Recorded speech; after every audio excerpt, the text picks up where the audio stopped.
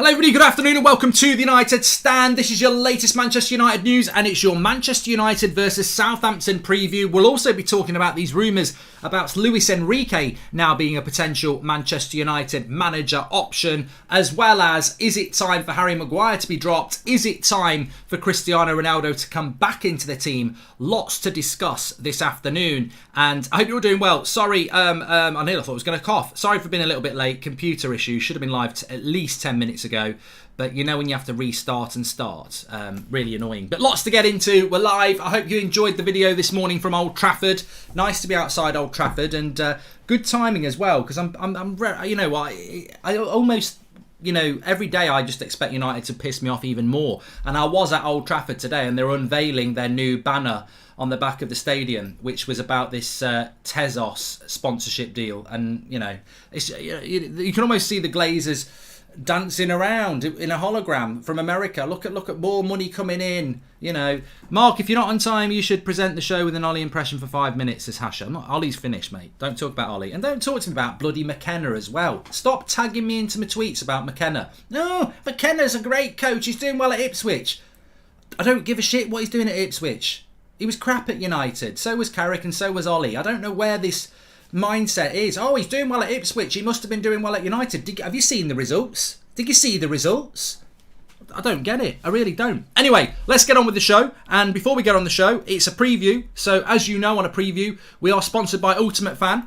And therefore, today's show is sponsored by Ultimate Fan. And you can play too this weekend. Ultimate Fan is a fancy football with a twist. Imagine fancy football combined with super cool pack openings, which you can do. The game is super simple to play. All you have to do is be over 18 and download the app totally for free using the link in the description. Follow the sign-up system and then you'll be able to start opening packs and filling in your team for the coming weekend. There's also Ultimate Fan Plus for you to explore. This section features paid for gold and silver packs where you can receive extra cards, exclusive content and much more.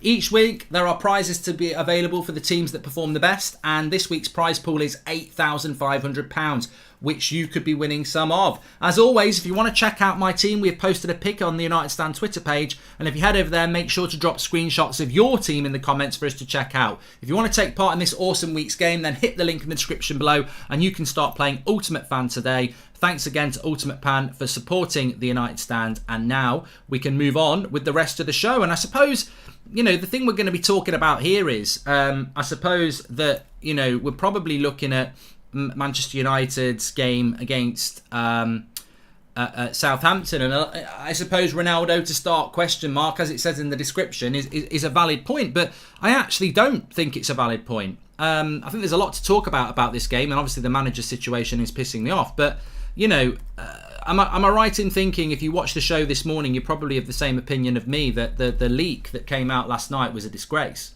an absolute disgrace. Wherever it's come from, I don't know. I don't expect journalists to say who's leaked it, but when Samuel Luckhurst and James Ducker and another journalist have got exactly the same story, that's a pretty widespread leak from, probably quite a credible source. So, players want Poch. Players do your job. Players want Poch. Don't care what players want. Players can't have Poch till the summer. Players do your job now. And undermining of the manager again from these players or the club is just absolutely disgusting. I'm hearing so many news about Luis Enrique. Is it true? It would be a great option for United. We'll talk about Luis Enrique in a little bit more depth in a moment, but effectively there's a story coming about Luis Enrique that he would take the job after the Spain World Cup campaign in December, therefore keep Ranić till December. That would be really weird. We'll talk about why in a minute, but that would be really weird. I think it's a bit of a smokescreen. How much would you rate our signings so far, Mark? Well, now's not the time for that, Alan. It's a preview show. I love the questions, but I never understand why people chuck them in at the start of the show when we're talking about a preview. I tell you what, we're not doing Manchester United versus Southampton preview for the game on Saturday. It's a completely different show because Alan wants me to rate the transfers for the season so far. I'll do it at the end, Alan. Anyway, let's move on. Manchester United against Southampton. Some people will be talking about Cristiano Ronaldo and whether he should come back into this team. Put it second to what I'm about to say now. Harry Maguire should be dropped for this game. That's the big story. That is the story. If he starts on Saturday, there has got to be major question marks, which many have anyway, about who is really running that football club. Because for me, He's been crap all season. He was abysmal against Burnley. Lindelof has been very good with Varane when he's been given the opportunity. He lost his place because of a personal issue with the burglar in his house.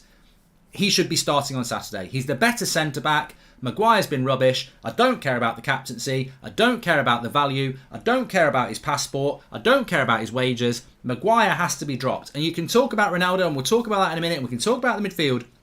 The most important thing that has to happen on Saturday for the credibility of this football team is that Harry Maguire has to be dropped. And of course, that's not a very nice statement to make when you're asking for somebody to be dropped. But this is exclusively about football opinion. And this is exclusively about football ability. We have two other centre-backs who are paid large amounts of money and are good international centre-backs. They deserve their chance. It's not about a hate campaign. It's not about an agenda. It's about facts. Harry Maguire this season has been an embarrassment to his own ability, and he deserves to be dropped. So for me, we can talk about Ronaldo, we can talk about right backs, we can talk about left backs, we can talk about holding midfielders, but the most important thing for the credibility of this football club is that Harry Maguire is dropped for footballing reasons and is not selected for non-footballing reasons, which are he's the captain, he's on a lot of money, we need to protect the brand. All that nonsense has to be put aside. Lindelof must start.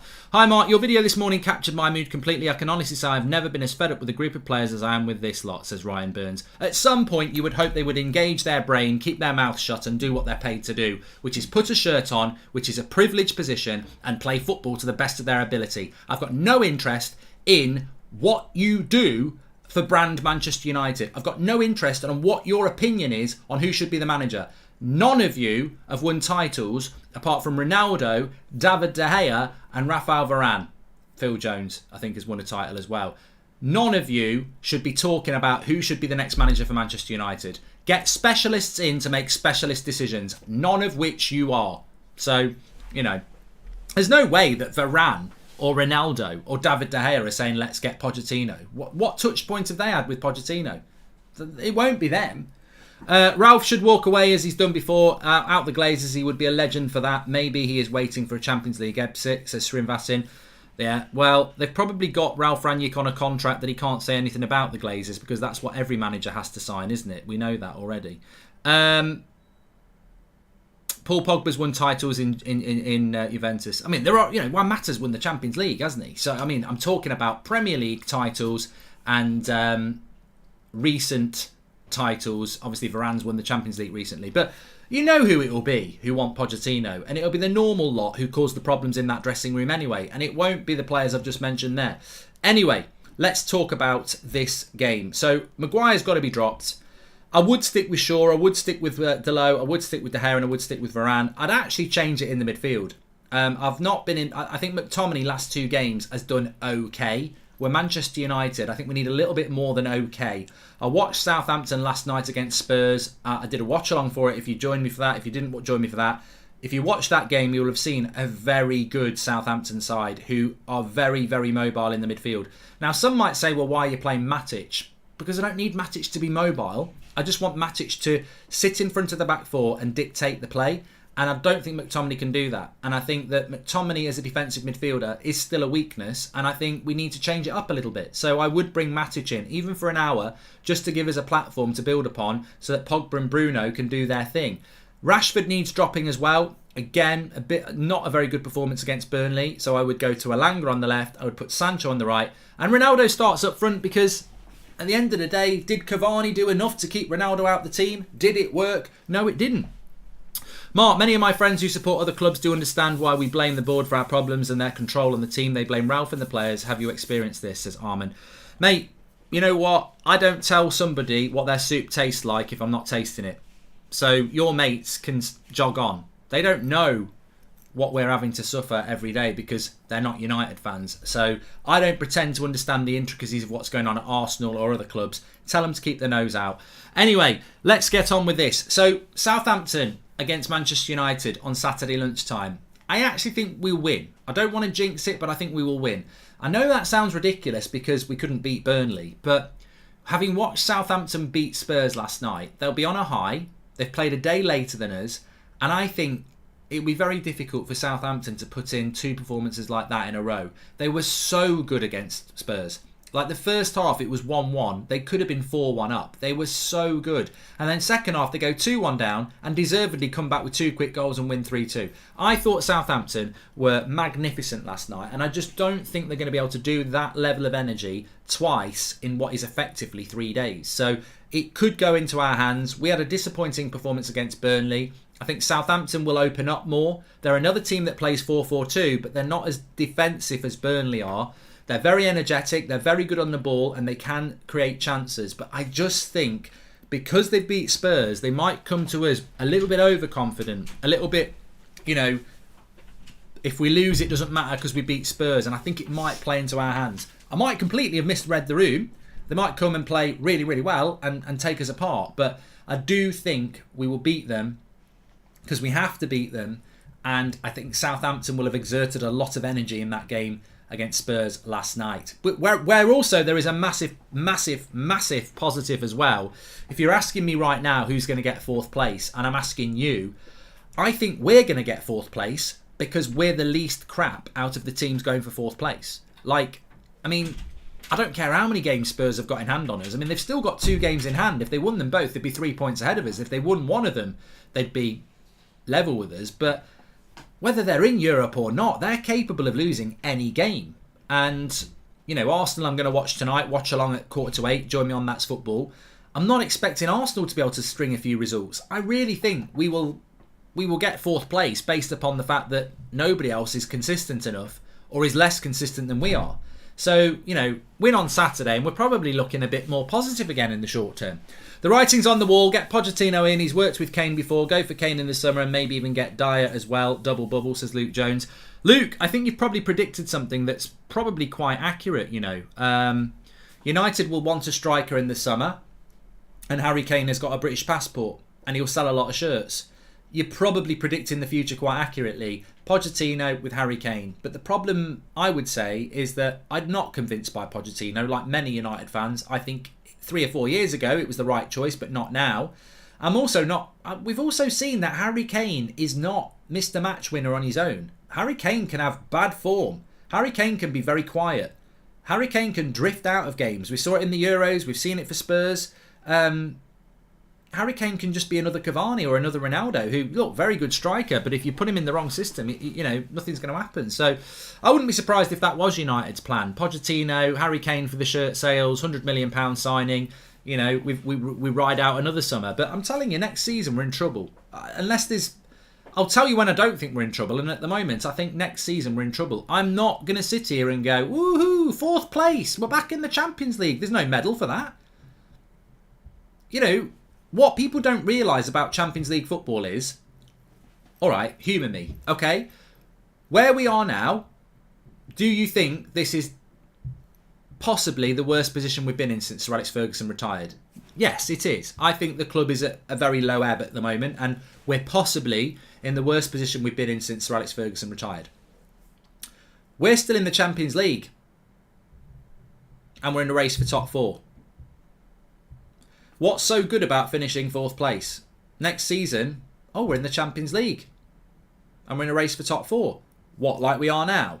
This Champions League obsession, I want to be in the Champions League more than I want to be in the Europa League. But 4th place, we are becoming Arsenal under Wenger. Oh, 4th place, 4th place. You know what 4th place benefits? Arsenal owners. You know what 4th place benefits? Manchester United owners. 4th place does not win us a trophy. The only benefit for the fans is we're not in the Europa League. We're playing Wednesday or Tuesday. But 4th place is not going to make us better next season unless the club use that Champions League qualification to invest in the team and bring players in that want to play in the Champions League. And that's always the big unless, isn't it? So look, I do think we'll beat Southampton. I think they're a very good side. I think they it's going to be a very interesting game because Hasenhüttl is another disciple-type manager of the Rangnick system. A bit like Tuchel, Nagelsmann, Klopp, Hasenhüttl's the same. They play football the way I think Rangnick wants to play. They played very high pressing in the first half an hour against Spurs, and they dominated them. They swamped them. They suffocated them. They created chance after chance after chance after chance. They're energetic throughout the pitch. They're confident on the ball. and they play and hunt as a pack, and they press very, very well. So I think that this is going to be a very interesting tactical game. But is Rangnick the master, and is Hasenhüttl the disciple? And we're going to find out. And I think that United, to win this game, we're going to have to pass between their press very effectively and exploit them with the space that they leave, which is why I don't think Rangnick will pick that team. I've got a bad feeling he'll pick Maguire. I'll be disgusted. I'll be disgusted if Maguire starts. Absolutely disgusted. There is absolutely no way he should start. But one player I do think he'll start is Rashford. I think he'll start Rashford, and I think people need to understand why he's picking Rashford. Don't get mad at Rangnick for picking Rashford. I accept that Rashford shouldn't start because he's out of form, and I don't think he's picking him to get him back into form. I don't think that's the plan. He wants him back in form. He's picking Rashford because he's the quickest player we've got. And that ball, pace into space behind, which Southampton will probably leave, Rashford is an asset. He's in the team for his pace, 100%. I've been watching United for the last couple of months under Rangnick, and he constantly wants to get Rashford involved, and it is for the ball over the top or on the break. He wants that pace to exploit oppositions when we do get at their back four. So I do think he probably will. Mark, sad thing is, unless we scam one, we won't win a trophy for years, says Nature Videos. And I think the only reason we're hoping we stay in the Champions League is so we can keep Ronaldo for one more season. Well, that's a fair point, Arjun. Yeah, I can't see Ronaldo staying if we're not. Please smash a like on the video if you're watching, by the way. McTominay only made 29 passes against Burnley. That's appalling for a CDM, whose job should also be dictating the play, says KB. Realistically, your CDM should always be in your top 3 passers for the game. Not killer passers, not key passers, but general passers. Your centre defensive midfielder should be in your top 3 every single game. And if they're not, why not? Why? Poch, another manager they can hide behind, a manager that said trophies are for egos, this club is finished, says Dan. Look, I'm going to say this quite clearly now. If Manchester United do get Pochettino as their manager, I will support him. I didn't want Fellaini, I didn't want Moyes, I didn't want Matic, but I will get behind them because ultimately it's not their fault. They've been appointed. We know who makes the decisions in this club, and it's their fault. But I think Pochettino coming into this club, I don't know how United are going to spin this because it's nothing to do with me. I don't actually mind Pochettino, but I don't want him to be the manager. But there's a strong weight of feeling that don't want him.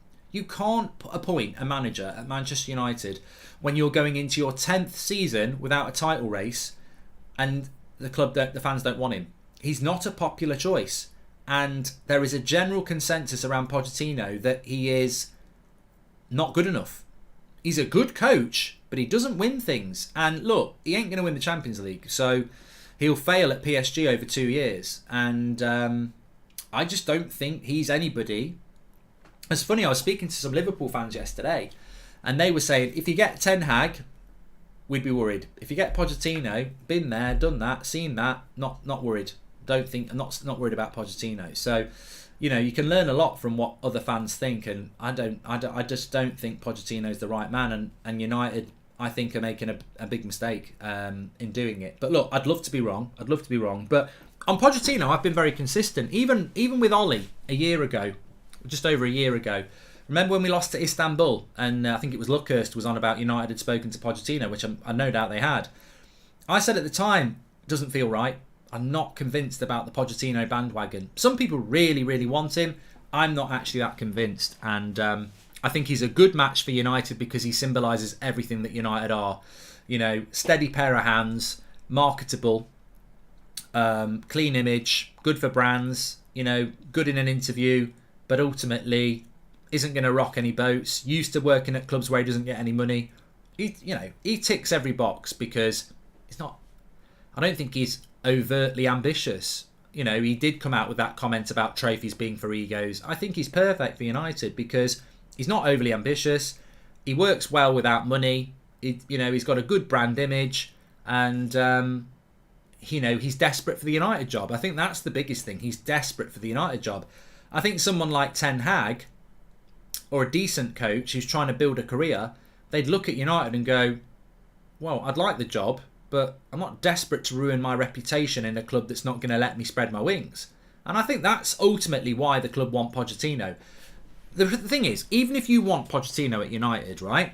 Or you don't want Pochettino at United, look at why United want Pochettino. Do they want Pochettino because he's obviously the most exciting, obsessive winner out there? Or do they want Pochettino because he's desperate for the job and a safe pair of hands? And also, third point, do you trust our board or director of football in relation to recruitment? 3 things there. We're not going for Pochettino because he's an obsessive winner. We're not going for Pochettino because he is, aggressive and, obtuse and doesn't give a shit what anyone thinks as long as he wins. We're not going for Pochettino because this board knows anything about football. We're going for him for completely different reasons. Look at our recruitment. It's completely about getting a manager in who's desperate. They want managers who are desperate. And I guarantee someone like Ten Hag will say, I want control of this. I want control of that. I don't want you getting involved in this. And I want assurances that you're going to back me. And I think Pochettino's like, where do I sign? Because ultimately, can I say this as well? We are going to recruit a twice sacked manager. Because Spurs sacked him and PSG are effectively going to sack him as well. It's just my opinion. I might be completely wrong and I hope I am. But that United are going for him because he's a safe pair of hands. Now there is a story about Enrique. Luis Enrique is not the Southampton coach. He's the Spanish coach. Well respected. He's been mentioned around Manchester United a few times before, Enrique. I don't think there's anything in this. I would like Enrique. I think he's got good experience. He did a good job at Barcelona. Obviously, he's doing a good job at Spain. He's a very, very good tactical coach, and I think he'd be a very interesting coach for Manchester United. I don't think there's any guarantees, but I don't think there's any guarantees with anybody. I don't think he's coming to Manchester United, and I don't think he's going to come to Manchester United straight after a World Cup because, that would be joining Man United in January. That would be writing off another season. What are you going to say? Ranić, can you manage the club for half a season, then we're going to get another manager in halfway through the season? How does that even work? We talk about our players and their weak mentality, but I'd actually have sympathy with them if they were going into a season knowing that they've got Ranić for half the season, then Enrique for the other half. So, it doesn't work. Enrique just doesn't work. That's not logical. We've written off this season with an interim. We can't write off next season as well. So I think the Enrique story is a load of nonsense. I personally think that Pochettino is the one that the club are going for. I think Ranić's probably pointing them towards Ten Hag. And I think Enrique's been thrown in there by some journalists who think, let's throw him in there. I don't think there's anything in that story at all, in my personal opinion. And good news for the Glazers. Their new kit sponsor has been announced today. Obviously, I was up at Old Trafford this morning. Check out the video. It was nice, and then it started hailing. But they were literally just, me and Ryan were there, they were literally just putting up the new banners on the back of the stadium. And all to do with their training top. I'm sure you can buy it online at the United Direct shop now. God knows why you'd want to, but you know what? They've got to get their money in somehow. £25 million a year, apparently, this company are paying for our training tops. And I go back to that analogy that James sent in last night. If you're running a chip shop and your chips are getting loads and loads of bad reviews, but you're selling something else around the back door that's making you loads and loads and loads and loads of money, it's a front. It's a front, isn't it? The footballing ability at Manchester United is a front for the brand exposure they're building behind. And there's no shortage of brands wanting Manchester United. And you know what? I think there's another analogy as well. You take a big brand like Coca-Cola, yeah? Do they need to really focus on how good their Coke is when that brand has been built up over years, over decades? People love it. And imagine if Coca-Cola... we're not going to put any money into. There's more. Look at that new brand of fizzy drinks. They're doing really well. They're trying all sorts. We don't need to. We'll just keep putting out the same old shit. But it's not performing well. We're losing sales. Doesn't matter, because this way I'm talking to these big brands that want to invest in us because of the name Coca-Cola. And that's what United are doing. They don't care about the football because it's a quick. I personally think, and I might be wrong. My theory is the Glazers are rinsing this club as much as they can over the next decade. It's get as many brands to come on for the Man United brand as they can. And when it starts to dip, they'll get rid. So I think we're going to have to endure this for a while, because this training top deal, £25 million a year for a training top. I mean, what sort of brand does that when we're rubbish? But you know what? We're very clever. We're really clever, because you know what they can do? Why would anyone want to pay £25 million a year for Manchester United's training top sponsorship? Well, it's very obvious. United, when they put a tweet out with winning team, with Ronaldo and Ahmad going like that and Matic lying down like that because they've won a training game, the interaction on one of those pictures with a training sponsor on will be more than an Everton winning goal tweet in an actual game. I should work for Manchester United. I could get them more brand deals. But you know, it's true. This is the genius of the branding and business side of Manchester United. They can go to whoever that sponsor is and say, we want 25 million a year for a training top. And you want to know why? Because when your training top is on one of our players training, and we put the daily winning team tweet out of them going like that, the fans think we're just trying to have some interaction with them. But really, we're selling your brand and we're showing what we can do to get sponsors. That will get you more interaction than sponsoring Everton's first team. They're genius. They're absolute genius. They've taken a football club where you don't need to worry about how good the football side of it is, because we're just a huge, massive brand monster and franchise and name. And, you know, what's next? What is next? They might have a separate short sponsor soon, and socks. They definitely should get me working for them. Headbands, all sorts. As long as you can put it on there, we can put the pictures out and people are going to share. So Rahul says, the only reason I keep mentioning this is because people are going, get the Glazers out. Surely they're going to leave. Mark, we're rubbish on the pitch. They've never cared about what we are on the pitch. It's not about what we are on the pitch. They didn't buy us for what we were on the pitch. They bought us for what they knew. You know, it's like email marketing companies pay to have databases of emails because they've got something to sell, and but they've only got their address book to send it through, 10 mates. But if they pay for 250,000 email addresses that they can email shot their brand to, that's 250,000 potential customers. So the Glazers, when they bought United, they're like, so this club has got how many hundreds of millions of fans? This is an untapped resource. We can go to loads and loads of brands and say, we can put you in front of hundreds of millions of fans. Give us £25 million a year. If United lose, Ollie out, Glazers out, trends. When Spurs lose, just Levy out, not Conte out, says Rahul. Well, Rahul, it's a good point. It's so funny you mentioned sponsors. They have the new training kit sponsor all over their Instagram page this morning, says Ivan. It's all over the bloody stadium, mate. And there shouldn't be recourse between these owners and fans because our interests aren't aligned. We want to build a winning team. They want marketability, says Julian. They are completely out of sync with the fans. We want to see football winning trophies. They just want to use our club to make money. And, I actually would respect them if they were open and honest about that. But they won't be open and honest about that because they know it will cause them problems. But it's the truth. And if they say it's not the truth, I would say, if you're so obsessed with winning trophies, why haven't you done what? Why haven't we won the title in 10 years? Why have you taken us from title winners to nowhere nears? And the evidence is that you're not actually that interested in winning trophies, because if you were, you wouldn't have had bank managers running the club. You've got a bank manager in the club because you're more focused on brands. Simple as, in my opinion. But look, fourth place is up for grabs, and that's looking like a real possibility if we can beat Southampton at the weekend, which I think we can. Look, you know what?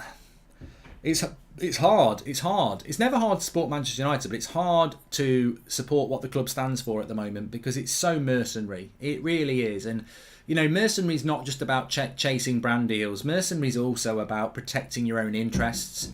And I think there's a number of players I'm disgusted, and I'm still disgusted with that leak last night. I've never seen such a synchronised leak. I couldn't believe it when Samuel Luckhurst of one paper and James Ducker of another paper and Wheeler from another paper, three of them at the same time from three different outlets put the same story out. That normally means it's come from the club.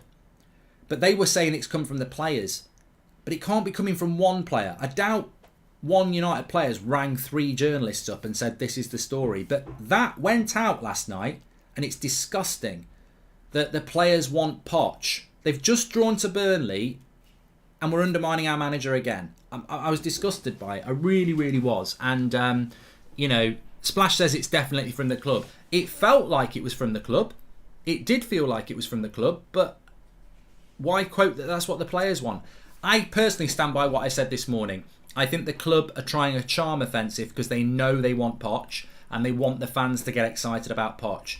And I think the only way they're going to do that is by testing the water and trying to turn the fan base to be positive about Poch. But they've completely missed the room. Because when you talk about Spurs fans saying Levy out and not Conte out, the same thing's happening at United. Spurs fans don't want Conte out because they know he's a good coach and they know he's got a very difficult job.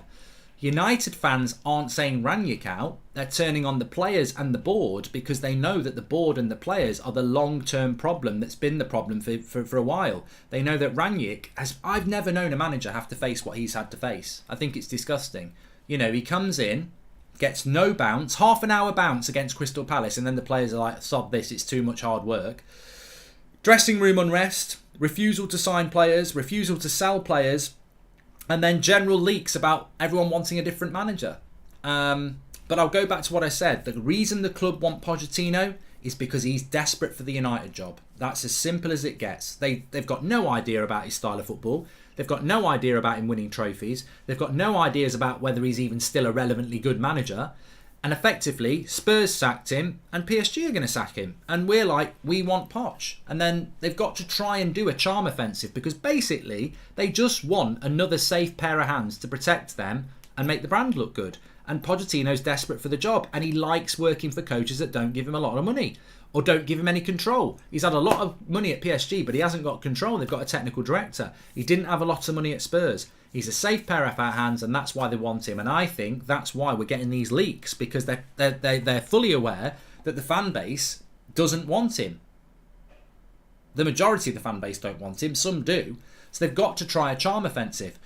But this ain't a new signing. This isn't like saying we want Declan Rice in the summer. That will get some people excited. We're very focused on the here and now with a manager that a lot of the fans actually really respect. Whether they want him long term, they do respect him and they want the club to listen to him. And they won't take kindly to leaks about a manager coming from players or a club when we're in a very important stage of the season. It undermines the manager. And I tell you what, if there are any players involved in that leak, you're a disgrace. You're an absolute disgrace. Show some respect for your current manager and stop leaking to the press. It's disgusting. Anyway, thanks everybody for watching. Make sure you smash a like on the video. Ralph is amazing. Look what he's done with these snowflakes. Oh, Brian, just disgusting behaviour. Everyone give Tezos a 1-star review, says Nathan. I don't even know who they are, mate, and it's not their fault. Not their fault at all. Anyway, smash a like on the video. I have got... I'm doing watch-alongs tonight at 7:45. I'm doing Leicester against Liverpool, but more importantly, I'm doing Arsenal versus Wolves. We have got a 7 o'clock show for you as well, so tune in for that. But watch-alongs on That's Football tonight. Let's see if Arsenal are any good, or even Wolves are any good for this top 4 race. Make sure you check out Ultimate Fan in the video description, and I'll speak to you all in a bit. Thanks for watching. And if you've not watched the video from this morning, you need to watch it. It's Goldbridge outside Old Trafford. He gets attacked by hail at the end. It's not swans this time, it's hail. Speak to you all in a bit. I am on Twitch tonight as well. Liam Parker, yes, Red Dead Redemption.